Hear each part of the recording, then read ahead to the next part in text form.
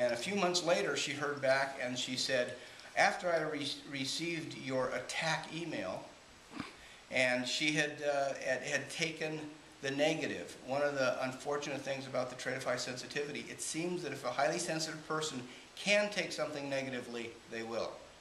And so this woman gave as example, she said she had a girlfriend who broke up with her boyfriend because he implied she was ugly because he closed his eyes when he kissed her.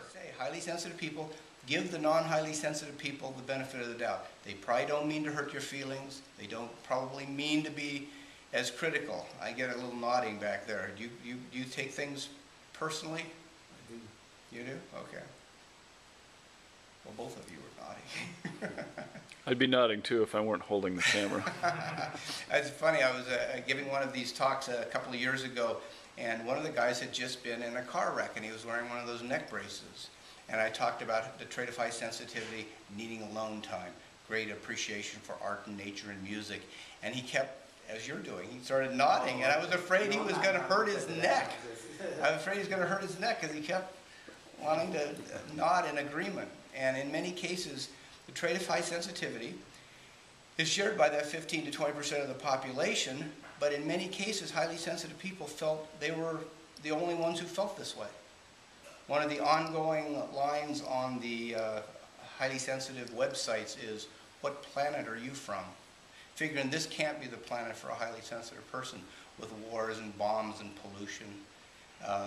One of the famous highly sensitive people I talk about is Princess Di, who had obsessive compulsive disorder. She was concerned with her physique and exercised, and she was a little paranoia there, and she was one who believed in the universal justice. That seems to be one of the big markers of highly sensitive people, the idea of a universal justice. It's not understanding why there would be landmines or wars or pollution. And there are a lot of pictures of Princess Di going out and picking up the AIDS babies in Africa, or walking through the landmine fields and realizing that there's not understanding why there could be these things in a world where highly sensitive people would live.